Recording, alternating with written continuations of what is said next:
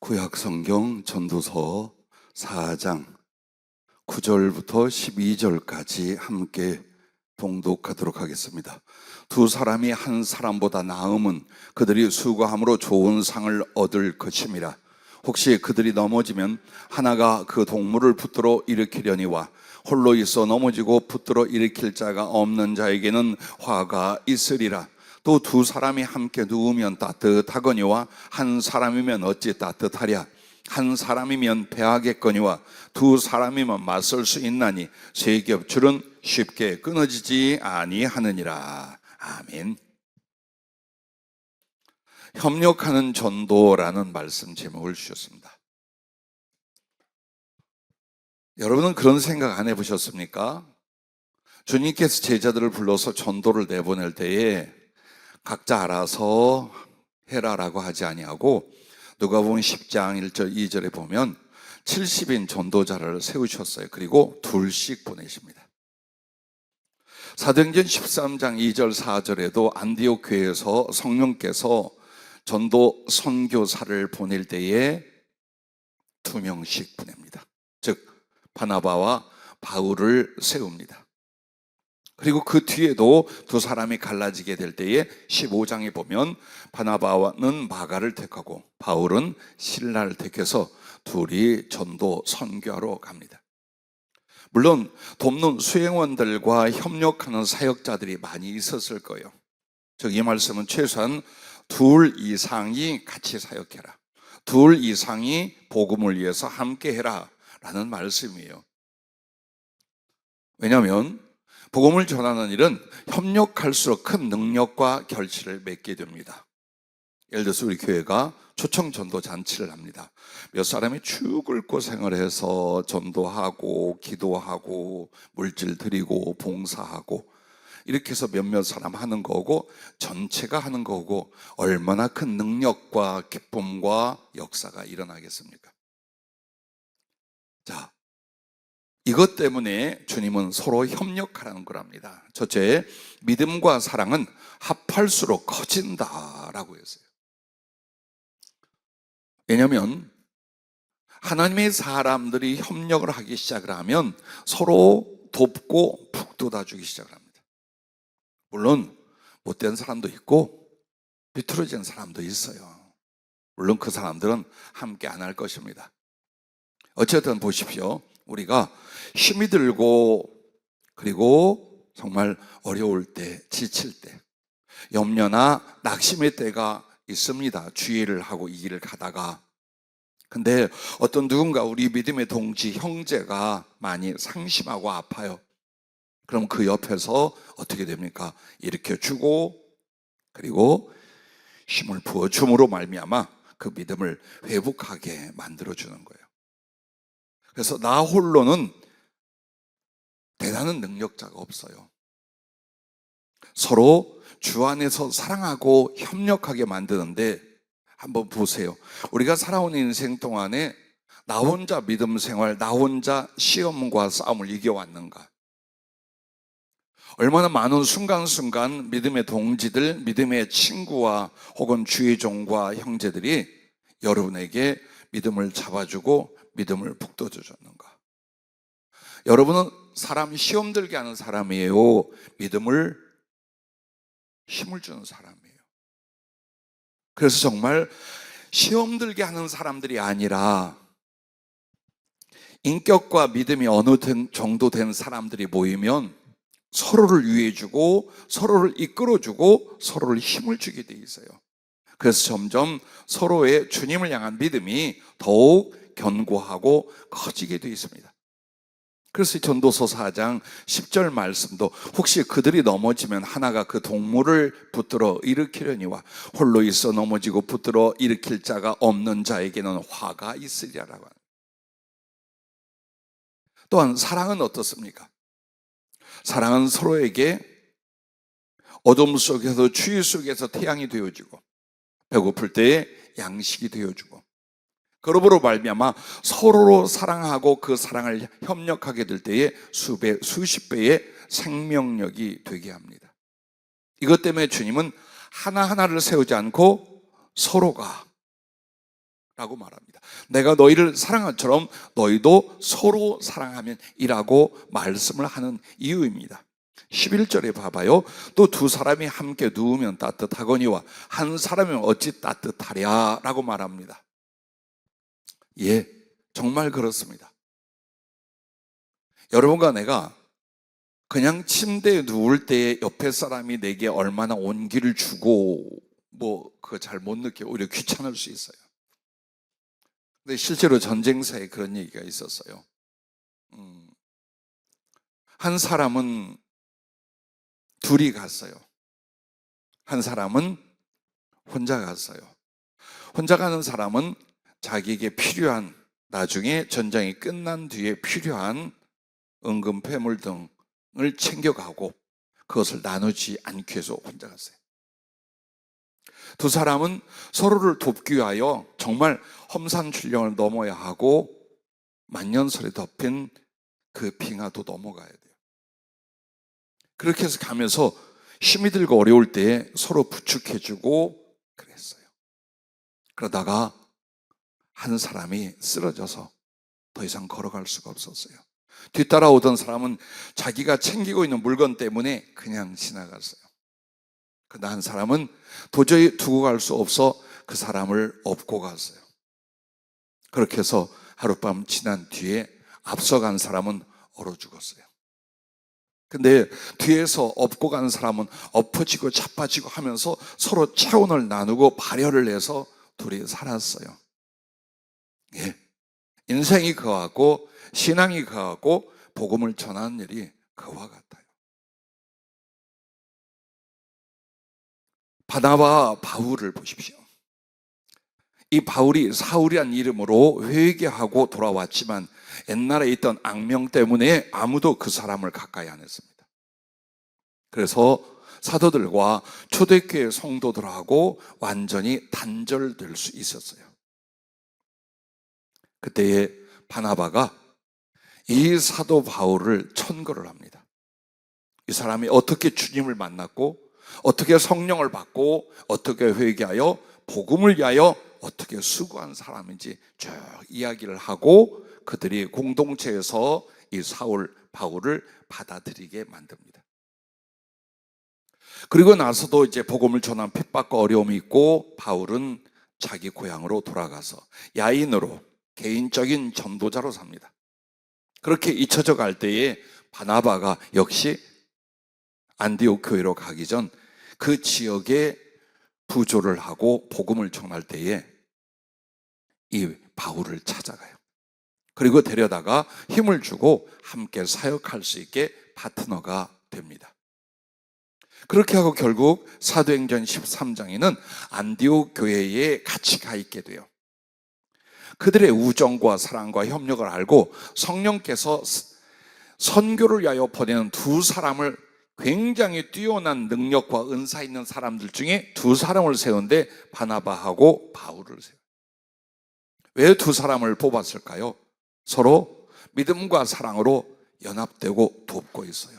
그러므로 앞으로 가는 사역에도 분명히 이 사람들은 협력을 통해서 10배, 100배 그 이상의 결실을 낼 수 있다는 걸 주님이 아셔요. 자, 이 바울에게는 사역 중에도 동역자들이 생겼어요. 그들은 같은 사도나 복음 전도자가 아니라 그냥 평범한 신앙인이었던 브리스길라와 아굴라 부부예요. 고린도에서 그들을 만납니다. 바울을 통해 은혜를 받고 이 바울이 얼마나 하나님과 그 복음을 위하여 갑자기 쓰임받는 주의종인지 알고 철저히 뒷바라지를 하기 시작합니다. 물질적으로 영적으로 기도하고 돕습니다. 그러다가 그들은 사업을 하고 있지만 바로 바울은 성령의 이끌림을 따라 다른 지역으로 멀리 복음을 전하러 가려고 합니다. 여기까지 우리의 인연인가 봅니다. 부디 건승하시고 주일 잘하시옵소서라고 한 게 아니라 저희도 갑니다. 그 두 부부는 사업하던 모든 일을 딱 정리하고 바울을 돕기 위하여 예배소 지역으로 다른 지역으로 옮겨 생활을 같이 합니다. 그렇게 했던 이 브리스길라 아굴라에 대해서 바울이 뭐라고 합니까? 로마서 16장에 보면 너희는 그리스도 예수 안에서 나의 동력자들인 브리스가와 아굴라에게 문하노라. 그들은 내 목숨을 위하여 자기들의 목까지도 내놓았나니 나뿐 아니라 이방인의 모든 교회도 그들에게 감사하느니라. 예, 이런 믿음과 사랑의 연합이 있어서 바울 같은 사역과 사역의 승리가 있었던 거예요. 그뿐만 아니에요. 이 브리스가, 즉 브리스길라 아굴라, 이분들이 또 누구를 만나느냐? 아볼로라 하는 전도자를 만나는데, 이 사람이 구약 성경에 능통하고 열심히 하나님 말씀을 전하는 열정과 언변은 있는데 예수 그리스도의 그 십자가의 핵심을 잘 몰라. 그래서 데려다가 부지런히 먹이고 입히고 함께 생활하면서 성령을 나누고 복음을 나눠요. 그렇게 해서 이제 아볼로가 고린도 지역으로 갔을 때에 강력하게 복음을 전파하며 큰 승리를 이룹니다. 모든 성경에 보면은 홀로 독불 장군으로 하나님의 업적을 이뤘더라라는 게 안 나와요. 전부 다 누군가를 만나게 하고 누군가와 연합하고 사랑하고 협력하게 만들어요. 그래서 하나님도 한 분이 아니라 세 분 한 하나님이에요. 그게 사랑이에요. 그래서 성자와 성부와 성령께서 어찌하여 한 분이 되셨습니까? 우리에게 보여주는 게 뭡니까? 그게 바로 사랑의 연합. 그 사랑의 연합을 통한 완전함을 보여주시는 거예요.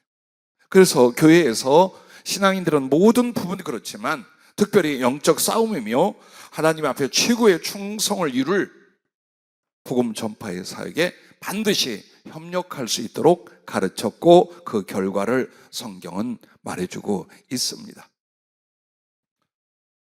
디모데라 하는 젊은 사람이 있었습니다. 아버지는 헬라인이고 어머니는 유대인이고 할머니도 믿음의 사람이었어요.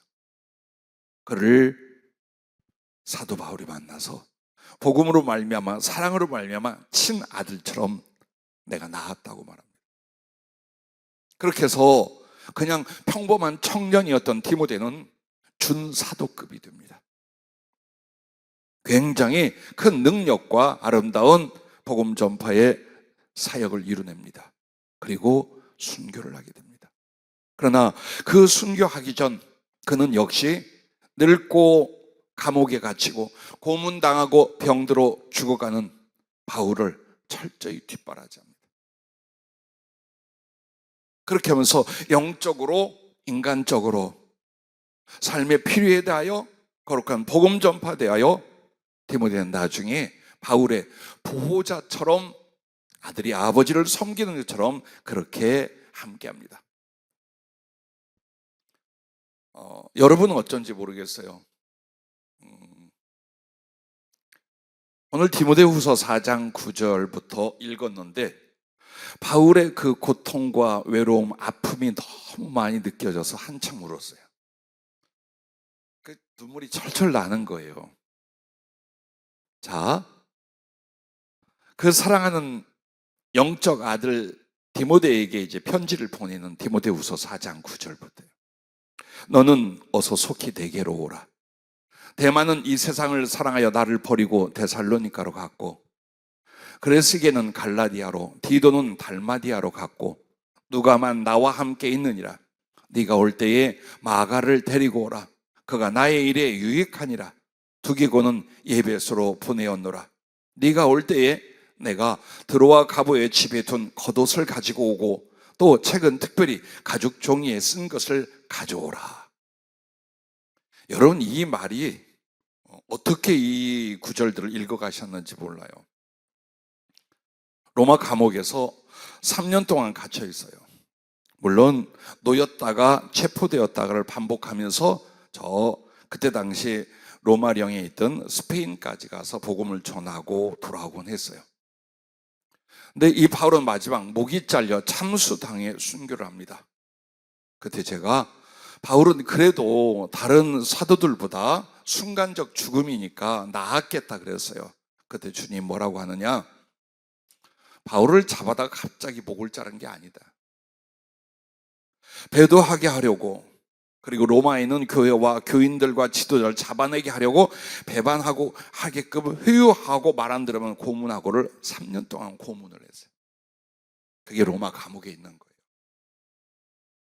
여러분이 그 바울의 서신서 대부분이 교회에서도 보내겠지만 이 빌립보서 같은 경우 그 감옥에서 하고 있는 거예요.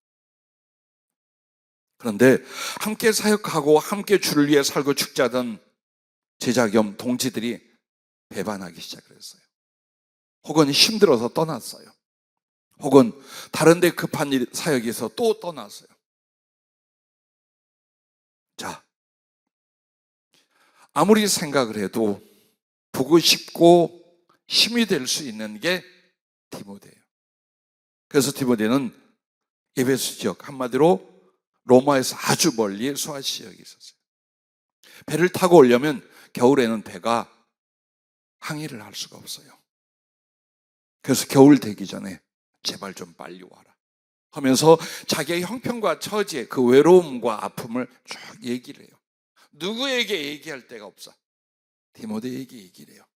그렇게 하면서 얼마나 그 로마의 겨울이 추운지 거의 벌거벗다시피 하고 온몸이 상처 투수인 그가 어느 누구 집에 걸어뒀던 자기 겉옷 좀 갖다 달라 그래요. 옷 한 벌이 없었어요. 로마에도 성도가 많고 그를 면회할 사람 많았지만 굳이 부탁하는 건 아들 같았던 디모데에게 그 겉옷 좀 갖다 줘라. 그리고 올 때에 가죽 종이에 쓴 책, 즉 구약 성경이나 혹은 주의 복음에 관한 것들을 이렇게 돌려서 나누는, 그때 당시 완성되지 않은 성경이 있어요. 그런 것들을 오래까지 두고 묵상하고 가슴에 간직하려고 그 책 성경을 갖다 달라.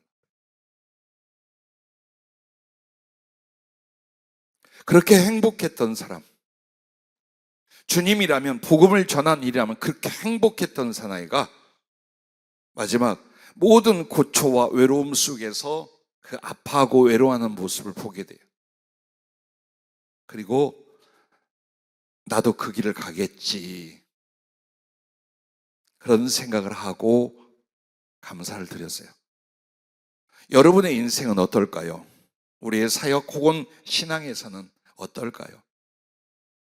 나는 여러분이 누가 내 친구가 되고 누가 나를 도울까가 아니라 여러분이 어려운 사람의 이웃이 되고 여러분이 주의를 하는 사람의 동역자가 되어 주시기를 바랍니다.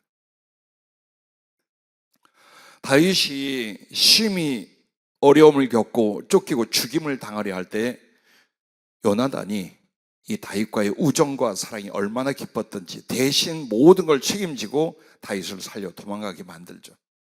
그래서 이 다윗과 요나단에 대하여 사무엘상 18장 1절에는 이렇게 말합니다. 다윗이 사울에게 말하기를 마침에 요나단의 마음이 다윗의 마음과 하나가 되어 요나단이 그를 자기 생명같이 사랑하니라. 다윗이 그렇게 많은 고난과 죽음의 위협 속에 갔을지라도 끝내 이길 수 있었던 것, 하나님의 뜻을 성취할 수 있었던 건 이처럼 사랑하고 돕는 이들 때문이었어요. 나는 여러분의 신앙생활이 홀로 가지 않기를 바라요. 귀찮고 힘들고 마음에 안 맞고 성격이 틀리고 그렇게 해서 사람이 없는 그런 식의 신앙생활을 하지 말고 여러분이 직접 맞춰주세요. 도와주세요. 그렇게 해서 단지 인간적인 도움과 사랑이 아니라 목적이 있잖아요. 주님을 기쁘시게 하고 우리가 복음을 전하며 교회 안에서는 서로 형제들의 위로와 힘이 되기 위하여 서로 사랑하고 협력하고 연합이 되는 거예요.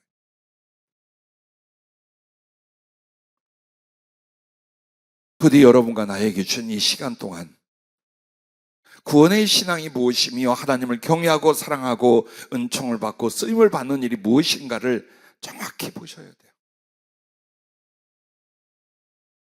그래서 주님은 어떻게 해서도 서로를 믿음과 사랑으로 연합을 시키려고 해요. 만약 내가 누군가에게 더 많은 사랑의 교제가 되지 않는다면 여러분이 아주 못돼 먹어서 그래요. 성격이 못돼서. 사람을 위하여 자기를 바꾸는 사람은 많은 친구가 생깁니다.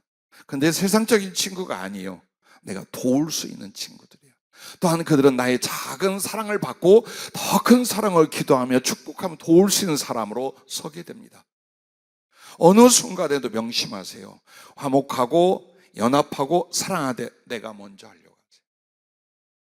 자존심이나 작은 이익을 위하여 아프게 하거나 뒤통수 치거나 거짓말하거나 다투거나 하면 안 돼요. 특히나 먼저 영혼을 구원하되 교회로 데려와서 이 교회가 그 영혼을 구원하며 양육해야 돼요. 근데 이 모든 데려오고 양육하고 구원한 재료가 뭐냐? 하나님의 사랑이에요. 그걸로 치유하고 양육하고 구원하고 파송할 수 있는 거예요. 그러므로 단지 전도의 행사를 위해서 약간 협력하라가 아니에요.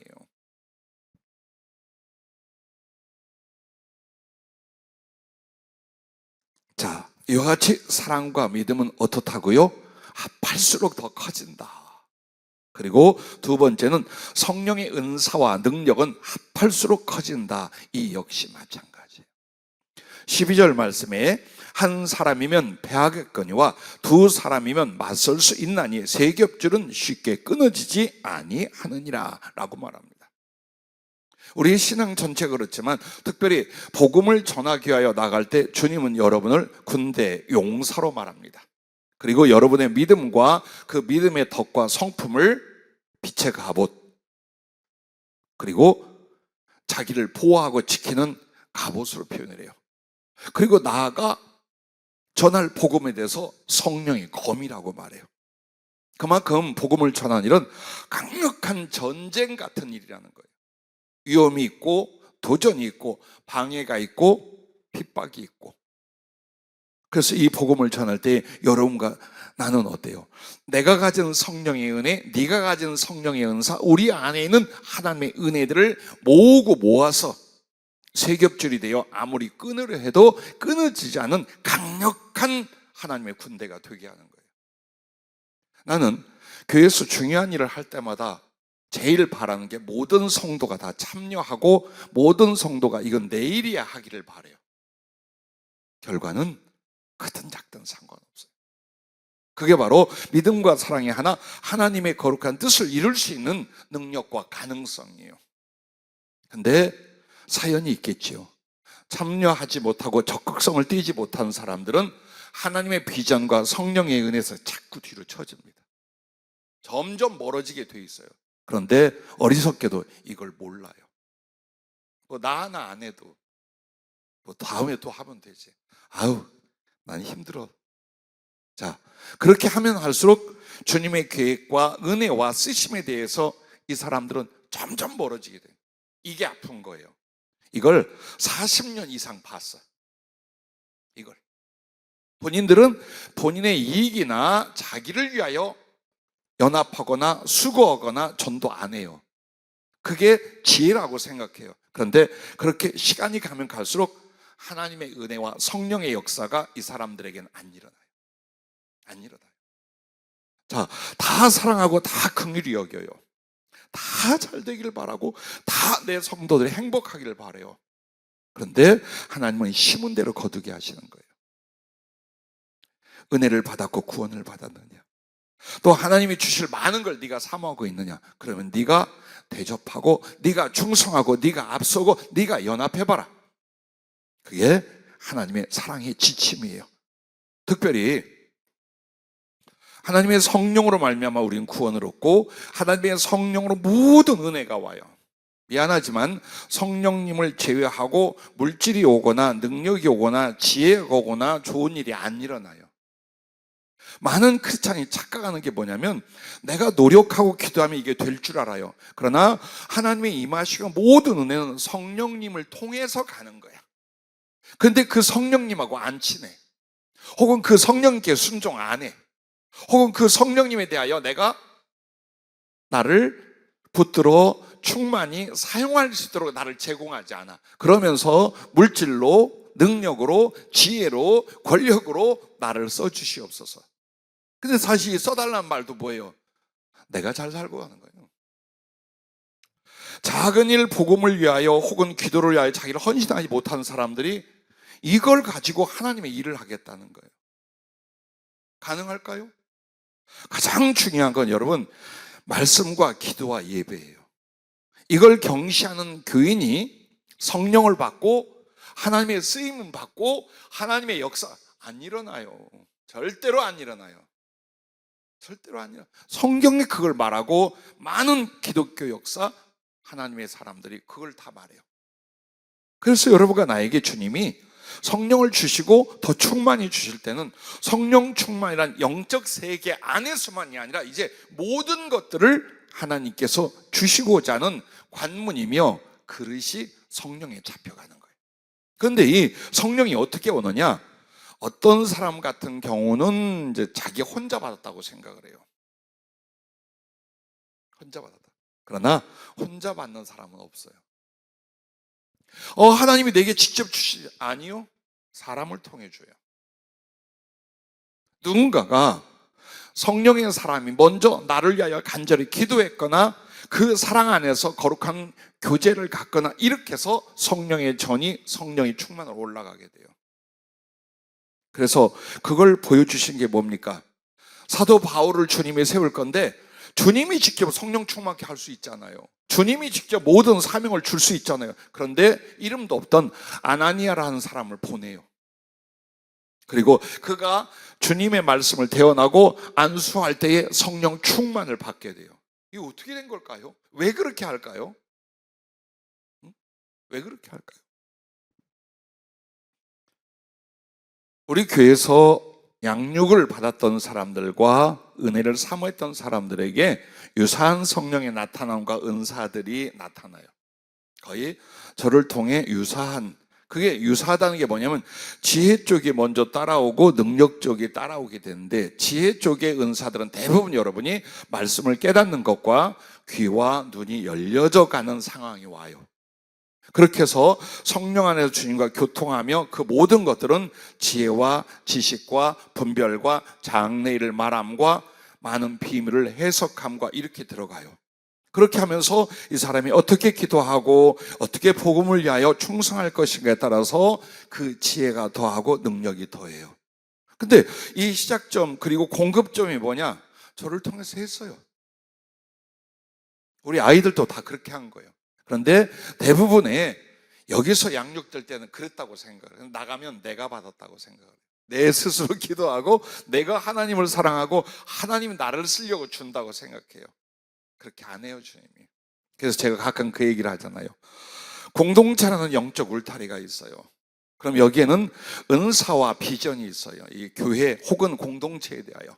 분명히 주님은 이 비전을 위하여 이런 은사를 주의 종이나 리더에게 부어주고 그게 사랑하는 지체들에게 공급이 되고 전이가 되게 만들어요. 왜? 그렇게 해야 한 마음이 돼서 이 뜻을 이루죠. 제각기 받았어요. 그럼 전부 다 뭡니까? 다 자기 길로 가요. 그래서 주님이 성령이 임할 때에 원칙이 뭐냐? 사랑으로 오셔요. 그리고 사랑으로 임한 그것을 겸손으로 받는 거예요. 이게 사람 사이에 또 일어나는 거예요. 내가 받았으니까 내가 어떻게 받은 줄 알고 거저 안수해주고 거저 기도해주냐? 아니요. 그 사람은 망해. 그렇게 하면 내가 주님께 은총으로 사랑으로 받았기에 나도 사람에게 어떻게 해야 되냐? 사랑으로 주는 거예요. 오직 사랑으로 기도하고 사랑으로 전이가 일어나게 하는 거예요. 그럼 받는 사람은 뭘로 받느냐? 겸손으로 받는 거예요. 사람을 통해 받는 게 아니라 하나님께 직접 받는 겸손. 주의 종이나 먼저 주신 성령의 사람에게 받는 그게 뭡니까? 겸손이에요. 낮아지게 하시는 거예요. 왜? 겸손은 순종을 이루기 때문이에요. 그런데 조금 성령님하고 교만하기 시작하면 절대로 성령께 순종 안 해요. 거룩한 계획과 비전 상관없어요. 자기 생각과 자기 생활이 먼저예요. 많은 사람이 착각하는 게 하나님의 성령의 작업이나 은사나 치유나 막 경험을 합니다. 그러면 너 혼자 네 맘대로 잘 살아라 한 줄 알죠? 그게 아니에요. 왜 하나님이 누군가를 먼저 세웠느냐? 그 공동체에 대한 계획이 있어요. 비전이 있어요. 해야 할 복음 전파의 사명이 있어요. 어떻게 하여 무엇을 어떻게가 있어요. 바로 그 일을 하기 위해서 성령을 나누고 전이하고 은사가 공유되게 만들어요. 그래서 전하는 사람은 무조건 사랑으로 사랑하고 사랑하면 전이가 돼요. 예를 들어 제가 여러분에게 못마땅한 가정, 너 지금 웃고 있지만 속으로 네가 말하는 거고 네 마음먹은 내가 다 미안해 이쪽 쳐다봐서. 근데 이쪽 쳐다볼까? 나한테 눈을 기는 것 같아. 딱 쳐다보는데. 응? 그리고 내가 뭔가 여러분에게 뚱 하고 있어요. 요만큼도 성령의 역사 전이가 안 일어나요. 안 일어나요. 자, 거꾸로 여러분이 그러고 있어요. 여러분이 오해를 했던, 못마땅했던, 삐쳤던 시기가 있던 막 숙이요. 절대로 성령의 역사는 전이가 안 일어나요. 왜? 하나님은 사랑과 순종을 그걸로 오시고 그걸로 가게 해요. 그래서 함께 우리가 하나님의 은혜를 받을 때 그 성령의 은혜를 받는 사람은 철저히 낮아지고 순종하고 겸손으로 받아요. 주님은 사랑으로 임하셔요. 그래서 그 받은 바 성령의 모든 은혜는 그 내용이 뭡니까? 사랑이에요. 그래서 내가 또 내 성도들이나 동역자들을 얼마나 아픈 가슴으로 사랑하고 그리고 긍휼히 여기고 가까이 하고 그렇게 해서 인격적인 신뢰와 사랑이 형성될 때에 성령의 임함, 성령의 역사, 성령의 전이가 그때 일어나요. 절대로 여러분 어쩌다 보니까 혹은 주님이 나를 이뻐해서 내가 성령이 임한 줄로 알아요. 그렇게 안 하셔요. 절대로 그렇게 안 합니다. 그래서 우리에게 정말 가장 큰 제도, 가장 큰 우리를 묶는 줄이 뭐냐? 사랑이에요. 모든 것을 사랑 안에 있게 하고 사랑을 위하여 받게 만들어 주셔요. 그래서 여러분과 나에게 성령을 주시고 성령의 은혜나 은사나 독특한 여러분의 그 은혜 받은 재능 형상들이 달라요. 그런데 이걸 연합하잖아요. 그럼 어떻게 되냐? 2배, 3배, 4배가 아니에요. 곱하기가 되기 시작해요. 30배, 60배, 100배 역사가 일어나요. 그래서 교회에 특별히 복음 전파를 위하여 하나님의 특별한 계획이 있는 교회나 공동체라면 다 있지만, 전 세계 교회가 다 있지만 그래도 하나님이 더 이들을 통해 뭔가 강력한 사역을 하라고 하면 성령의 역사가 더 많이 일어나요. 강하게 일어나요. 근데 중요한 건 뭐냐? 예를 들어 담임 목사 혼자 하게 안 해요. 할 수도 없어요. 그래서 주님이 교회를 뭐라고 해요? 그리스도의 지체라고 말하는 거예요. 누구는 눈이 되고, 누구는 머리가 되고, 누구는 입이 되고, 누구는 손이 되고, 누구는 발이 되고, 누구는 배가 되고, 누구는 그렇게 해서 한 몸 지체는 각자의 기능으로 말미암아 그 몸이 장성하고 강건하고 할 일을 하는 거예요. 그래서 여러분을 만나고 모은 건 내가 어쩌다 보니까 누구에 의하여 혹은 지나다가 들어온 게 아니에요. 하나님의 성령이 전부 다 이끌어 주셔요. 그래서 그 이끌어 주신 게 뭐냐? 기회예요. 기회를 주신 거예요. 어떤 기회? 주님의 사랑과 진리와 성령을 충만히 공급 전이 받을 수 있는 기회요. 그리고 이 공동체에 갖고 계신 큰 비전에 대한 동참할 기회로 부르신 거예요. 근데 뒤에서 뚱 하고 있어요. 거의 불가능해요. 거의 불가능해요. 그래서 내가 많은 성도들 혹은 외부의 사람들에 대한 진짜 주님의 사랑과 긍휼을 갖고 축복도 하고 말씀도 전하고 다 해요. 그런데 기대는 안 해요. 왜 줄 알아요?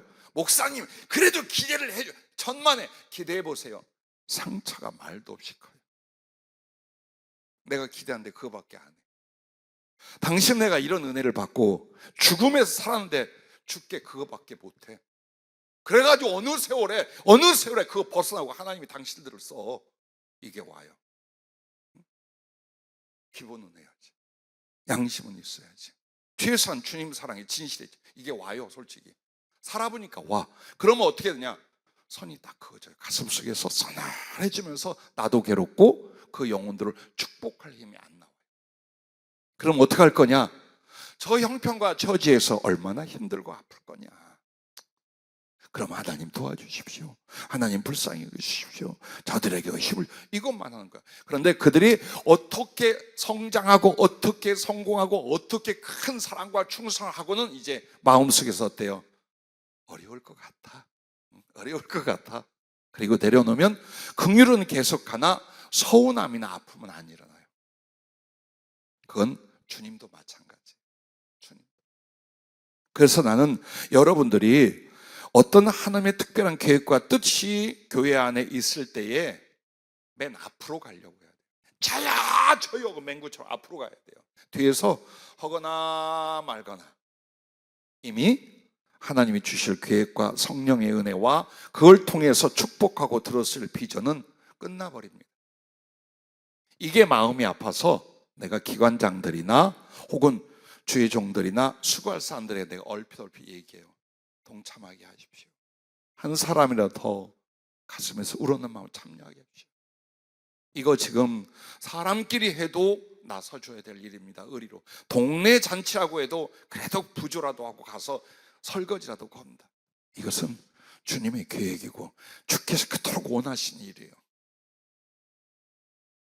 그래서 협력이라는 걸 주님은 이루려 하고 공동으로 은혜 받고 공동으로 쓰임 받고 공동으로 상을 받게 하시는 것이에요.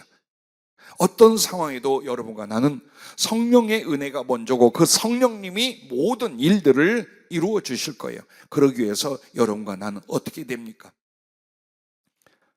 여러분과 내가 마음과 기도가 그리고 방향과 순종이 하나가 되잖아요. 그럼 우리끼리 막 그렇게 하자 안 해도 받은 성령의 은사와 은혜가 연합이 되기 시작을 해요. 그때부터 연합이 되기 시작을 해요.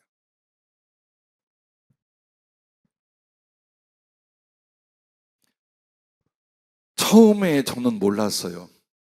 교회를 개척하고 천안에 왔을 때 39이었고 교회를 쌍용동에 다시 개척할 때가 40살이었던 것 같아요.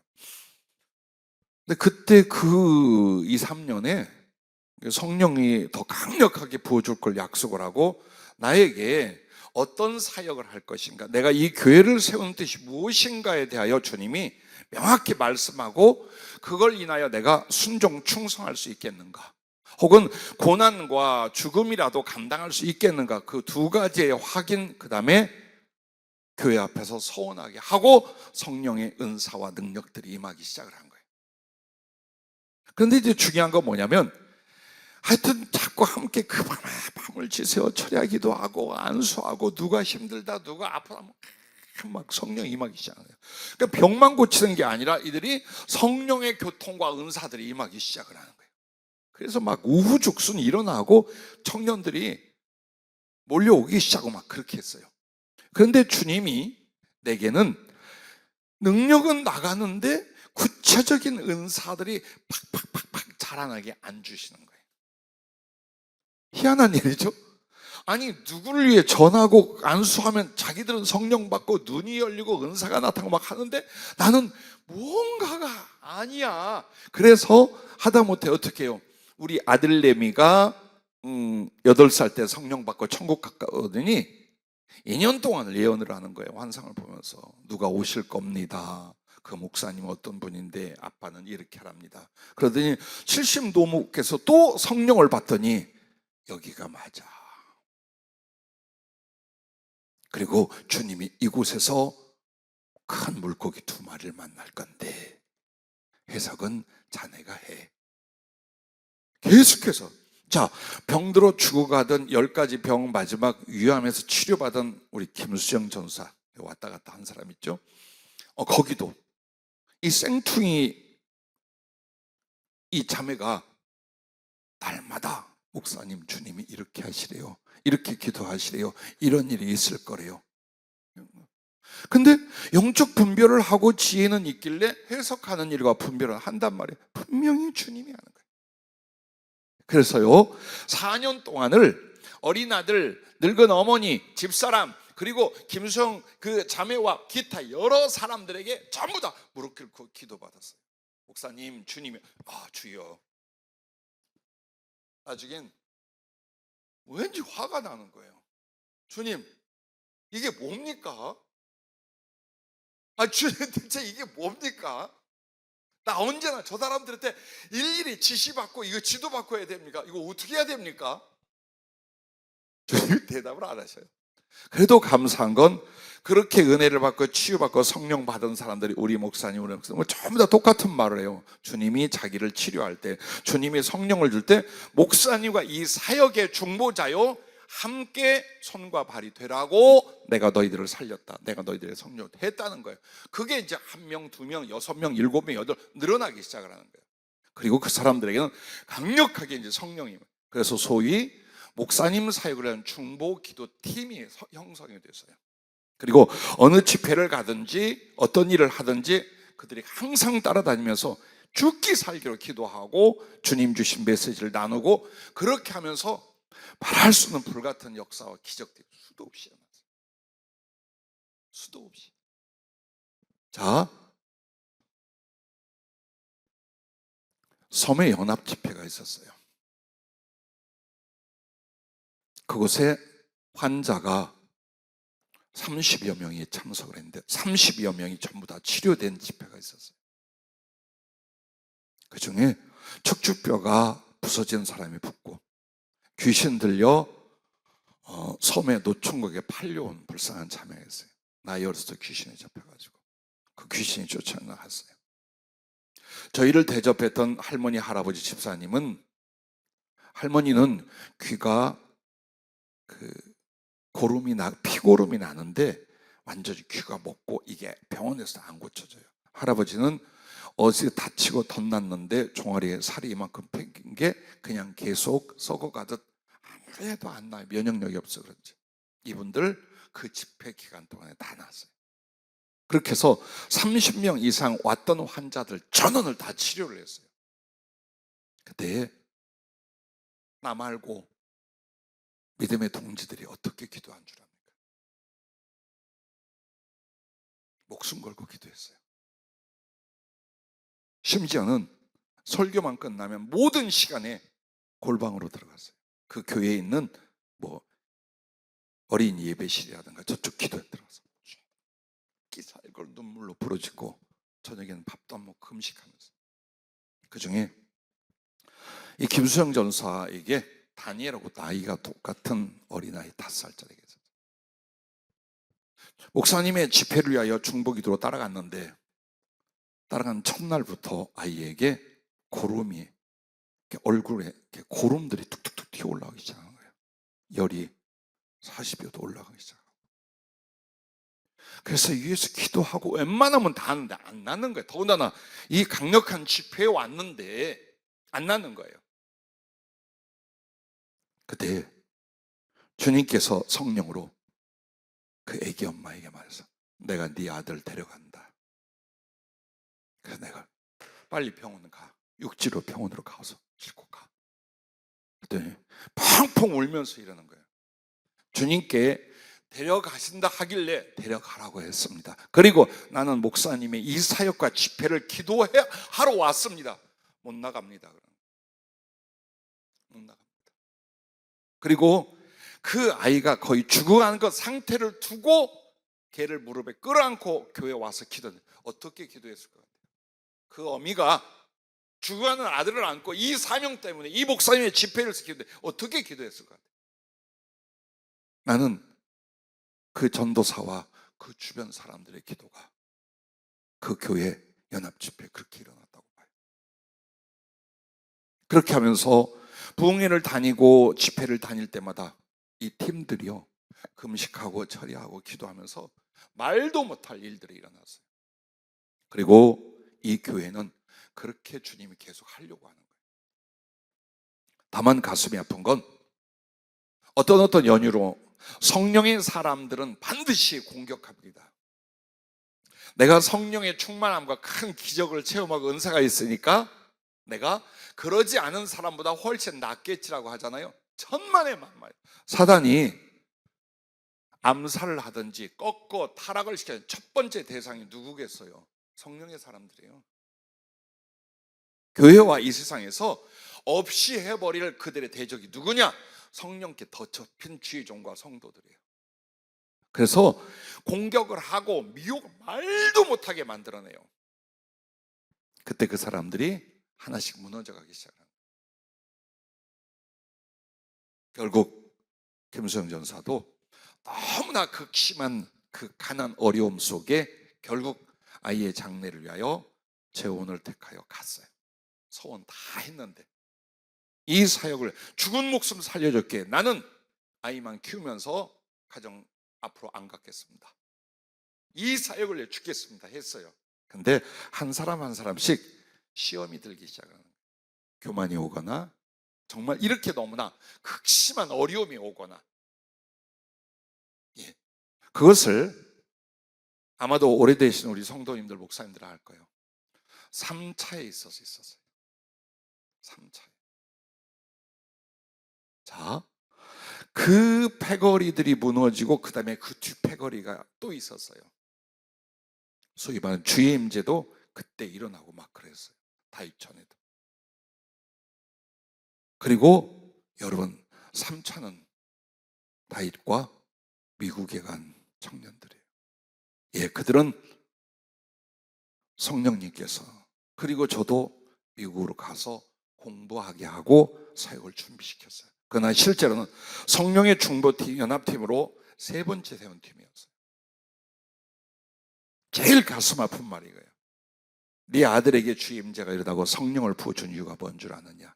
여러 가지가 이유였지만 저 아이는 절대 너를 배반하지 않는다. 나와 너의 사역과 계획을 절대로 배반하지 않는다. 그래서 내가 사실 이렇게 했다. 그랬습니다. 지금도 내 소원이 무엇인 줄 압니까? 내가 주님 앞에 힘이 없어 죽거나 쉬기 전에 성령의 충만한 동지들을 세우는 거예요. 그것은 선교 기업을 세우는 일보다 내게 더 간절하고 사모함이었어요. 왜? 난 알잖아요. 하나님의 사람들에게 성령이 임할 때 무슨 일이 일어나는지, 하나님께는 어떤 영광을 돌리고 어떤 기사와 표적에 강력한 성령의 복음이 전, 그걸 다 무수하게 봤잖아요. 얼마나 기도하겠어요. 가끔 여러분들에게 주여 부족한 종에 있는 은사가 이 사람에게 7배로 다 전이 되고 넘어가게 주시옵소서. 그리고 죽음은 여한이 없겠어요. 물론 지금 계신 우리 목사님과 여러분들에게도 주신 은사나 주신 성령의 은혜들이 있습니다. 그런데 그것이 각자에 있을 때와 한 마음이 되어서 같이 기도하고 같이 주의 일을 할 때는 30배, 60배, 100배가 된다는 것을 잊지를 마시기 바랍니다. 그래서 주님이 사도들이나 초대교회 성도들을 전부 다 어때? 홀로 보내지 않아. 뭉치게 만드는 거예요. 뭉치게. 그래서 여러분, 주님이 재림하실 때가 언제인지는 모르나 그때까지 사단의 계획이 있고 하나님의 계획이 있어요. 굉장히 중요한 문제입니다. 개교회에 단지 우리 교회가 얼마나 성장하고 얼마나 알콩달콩 은혜 받고 이 문제가 아니에요. 하나님의 구원의 역사 전체의 인류의 역사의 흐름에 사단은 이미 하고 있는 게 뭔 줄 압니까? 때를 따라 세대를 따라 적그리스도의 영으로 적그리스도의 인물과 그 악한 일들을 전 세계에 퍼뜨리고 있어요. 사소한 불신과 죄도 있지만 인류 전체를 향하여 하나님을 대적하게 만들고 죽어가게 만들 적그리스도의 영이 수시로 지금 이때는 이 후보자에게 저때는 저 계속 오고 있어요. 그리고 그런 공동체나 단체들도 심지어 그런 국가들까지 다 세워놓았어요. 여러분은 난 이 시대에 살고 있어요. 그러면 하나님은 뭘 원하실까요? 성령의 사람들, 진실하고 생명을 바칠 성령의 사람들로 하여금 어때요? 그것을 대적하고 타파시켜 복음을 전하는 그 군대들, 그 용사들을 세대를 따라 역사를 따라 세워가는 거예요. 누가 비웃어도 좋아요. 그 중에 하나가 이 교회를 세우신 이유였어요. 이후에도 여러분과 내가 어떤 신앙생활이냐, 약간의 위로를 받고 약간의 응답을 받고 그걸로 끝나는 게 아니에요. 앞으로 나갈 사람들은 이 사람들이에요. 성령에 잡혀 성령에 이끌려 목숨 걸고 복음 전하고 세계 선교를 이룰 사람들이에요. 그래서 주님이 여러분에게 은혜를 주셨던 모든 일들은 각자 소유하고 누려봐라가 아니에요. 이 복음을 더 왕성하고 강력하게 전파하며 어둠의 세력, 사단의 세력은 무너뜨리고 그리고 그들 모든 사람들이 주님을 성령과 십자가의 복으로 빨리 영접하고 아름답게 성숙하고 다시 파송되게 하는 영적 줄기, 맥을 이어가는 것이 하나님의 계획이에요. 그래서 나도 허물과 단점이 많고 못난도 많지만 더 강력하게 뒤집어 씌우고 짓밟고 끊으려는 이유가 뭐냐? 그것 때문에. 부디 우리 젊은 청년들과 주님의 종과 모든 우리 성도님들은 기억하십시오. 여러분을 여기다 불러놓은 것은 적당하게 어려울 때 위로받고 약간의 하나님의 기도의 도움을 받고 이것 때문에 불러온 게 아니에요.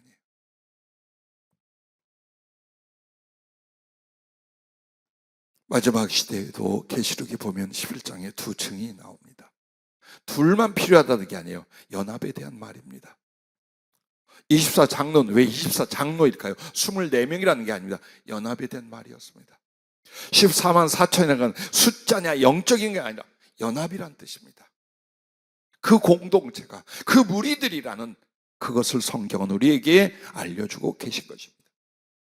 그리고 세 번째는 서로의 역할을 분담하여 쉽게 그러나 크게 성과를 이룹니다. 자, 나사로의 집 잔치 때 보면은 우린 이것만 봅니다. 마르다가 섬김을 위하여 하다가 힘드니까 마리아가 도와주지 않는 걸 주님께 투정 부린 거. 그래서 주님은 너도 좋은 것만 해라 라고 한 이것만 생각. 그렇지 않아요. 아름다운 거예요. 자, 주님이 오셨어요. 그러면 당연히 호주인 나사로는 주님을 영접하고 마주 있어야 돼요. 마주 있어요. 근데 주님이 지금 진리를 말하고 하늘의 이야기를 말하고 말씀을 했어요. 그러면 그 말씀을 경청하는 것이 뭡니까? 바로 주님을 공경하는 거예요. 그래서 마리아가 하나 더 왔어요. 이제 사람인지라 제자들과 함께 먹어야 될 거 아니에요. 그러니까 누군가는 부엌에서 열심히 지지고 볶고 그래서 이게 다 필요하다는 뜻이에요. 이게 다 필요하다는 거예요. 교회가 그와 같습니다. 여러분과 내가 한 교회에서 누구는 이 직분을, 누구는 이 봉사를, 누구는 이 역할을, 그걸 전부 다 맡는 거예요. 다 맡는 거야. 너나 할 것 없어요. 근데 난 싫어. 나는 다른 게 더 중요하고 다른 일이 바빠. 그럼 이렇게 제외해드리면 돼요. 그렇게 하는 거예요. 그래서 복음을 전할 때도 마찬가지예요. 자, 직접 나가서 사람을 만나는데 우리 또 정화숙 권사님처럼 달란트가 큰 사람이었어요.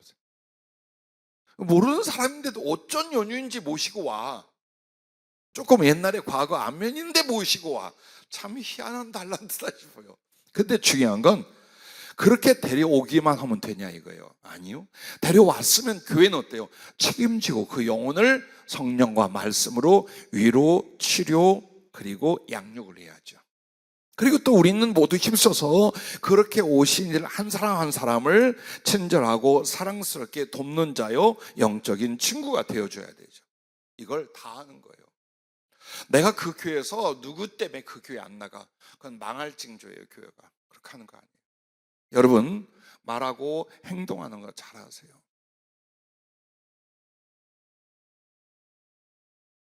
여선교회 카톡을 제가 한번 갖고 와서 봤어요. 어느 분이 정석은 나 이거 만들게요 하는데 참 긍정적인 대답들을 많이 해주셨어요. 그거 뭐하러 하냐? 이거 하면 되지. 그렇게 하는 거 아니야. 나 깜짝 놀랐어요, 보고. 그게 아니라 참 맛있겠다. 아우, 그거 필요한 것 같다. 나는 이걸 준비할 때 그게 있으면 좋겠다. 얼마나 아름다워요. 논평하려고 얘기한 거 아닌 것 같더라고. 논평 받으려고가. 나 이거 할게요 라고 보고 겸했어. 그러면 잘한다고 해야지. 전부 다 격려해 줄 줄 알아요. 이게 콩이야 팥이야 옳다 이걸 왜 해야 돼? 네? 그 본인은 모르냐고. 이걸 하기 위해서 뭘 해야 돼? 그럼 뭐가 필요한 거예요? 위로와 칭찬과 격려가 필요해요. 내가 대단한 식견이 있고 음식에 능력이 있어서 내가 이건 이렇게 하고 이건 이렇게. 아니요, 그렇게 하는 거 아니에요. 그렇게 하는 게 아니에요. 그냥 도와줘요. 칭찬해주고 물질로 돕든지 가서 힘으로 도와. 그게 사랑이에요. 그렇게 해서 얼마나 서로의 마음속에 위로와 용기를 갖고 멋지게 일하겠어요. 대부분 교회가 수도 없이 와요. 등록해요. 우리 교회보다도 많이 와요. 근데 그 사람들이 거의 그 교회에 안 남아요. 그게 두세 가지 문제. 첫째는 은혜가 안 돼. 그럼 또 떠나요. 사모했다가 말씀과 성령의 은혜가 없어. 그러면 이제 방황하기 시작해요. 그리고 그보다 더 빨리 떠난 이유는 교인들이 꼴보기 싫은 행동과 태도를 할 때. 교회를 올 때 항상 기대가 뭡니까? 사랑과 성숙한 인격의 따뜻함이에요. 그 다 기대해 왔는데 말이라도 행동. 그리고 여러분 자리 싸움 하지 마라.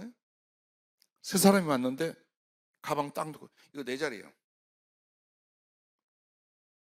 난 봤어 실제로. 이거 내 자리예요. 이거 지금 새 신자가 왔는데 그리고 가방 그에 딱 놓고. 어떡하려고 그래? 어떡하려고? 응? 어떻게 사람을 사랑하고 돕고 양육을 하고 하냐고 그렇게 해가지고. 지금 그랬다는 거 아니에요. 찔려하지 마세요. 설사 여러분 그랬다 들어 잊어주세요. 그래서 교회 안에서의 서로의 역할을 분담하고 할 때 제일 여러분 필요한 게 뭔 줄 압니까? 사랑과 교양이에요. 이런 영화에서 대사 있어요. 매너가 사람을 만든다. 그 말이 뭡니까? 예절, 교양, 상식, 그리고 사람을 도울 수 있는 지혜. 이게 굉장히 교회에서 필요해요. 여러분은 여러분의 자존심이나 감정이나 의견을 내기 위하여 다른 사람의 상처를 받거나 오해를 하거나 아픔을 겪게 하면 안 돼요. 그렇게 하면 안 돼요. 정말 데려다가 야단을 칠 때라면 그땐 모르겠어요. 이 사람이 이렇게 안 하면 망해. 그때는 여러분이 화를 내고 야단을 치고 멱살을 잡아도 괜찮아. 살리려면.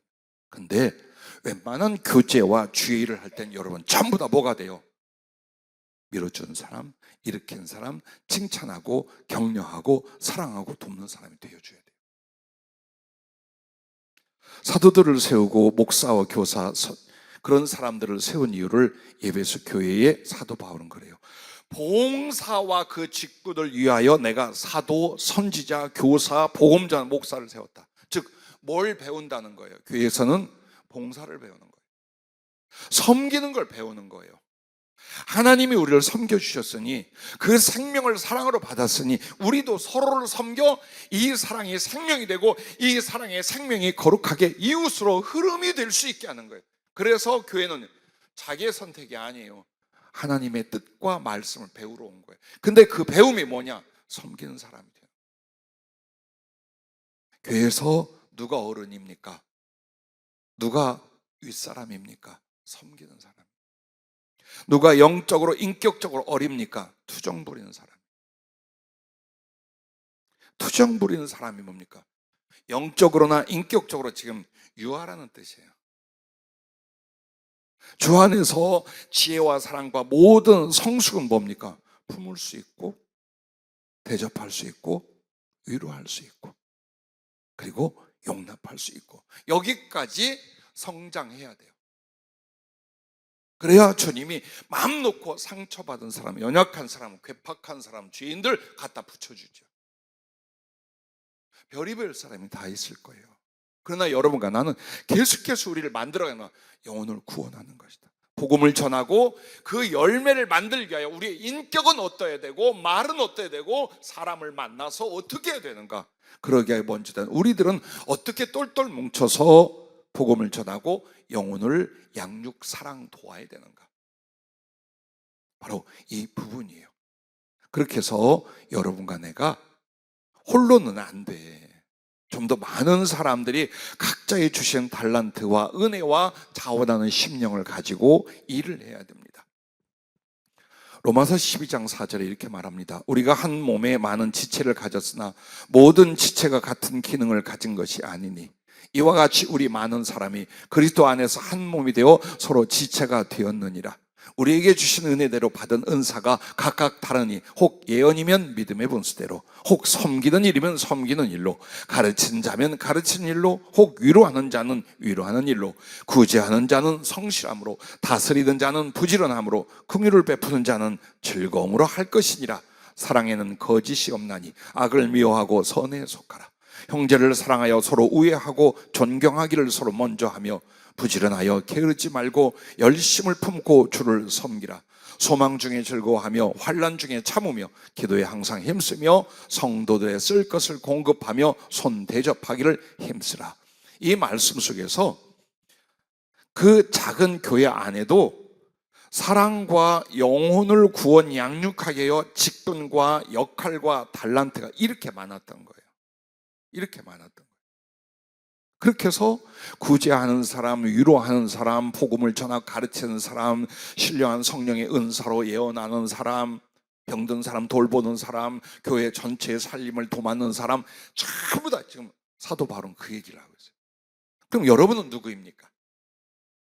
지금 최소한 이 밤에 기도하러 오신 여러분이 아마도 모든 책임을 지고 또 앞서서 나간 사람들이라 믿어요. 그럼 우리는 어떤 역할을 해야 되는 것인가? 그래서 여러분 스스로가 공동으로 할 수 있는 역할과 그 다음에 나만 할 수 있는 그 부분들이 있을 거예요. 그걸 저한테 묻지 말고 여러분이 해요. 예를 들어 배영림 집사님 얼굴 좋아졌네? 환자가 오거든 기도해주고 상담해줘요. 왜 못할 것 같아? 내가 병이 나왔어요. 그래. 아니야. 아픈 사람은 아픈 사람이 더 잘 통해. 집사람이 다치고 난 뒤에 예전보다 훨씬 더 많이 전도하고 훨씬 더 많은 사람을 위로했어. 왜? 같이 장애를 입었어. 같이 아파. 그런데 이 사람은 하나님의 소망과 사랑을 이야기해. 얼마든지 가능해. 우리가 많은 것을 가져서 나눠야만 사랑과 봉사가 될 줄 그렇지 않아. 심지어는 나의 실패와 아픔까지도 그 동료의 사람들에게 위로가 될 수 있고 용기를 줄 수 있는 거예요. 부디 여러분 안에 사랑하려 하고 섬기려 하고 하나님의 지혜를 구하면 내가 무엇을 이 공동체에서 하고 우리에게 어떤 영혼을 성령으로 주님 맡겨주실 때에 그들을 치유하고 양육하고 나아가면 뭡니까? 이제 파송을 해야 돼요.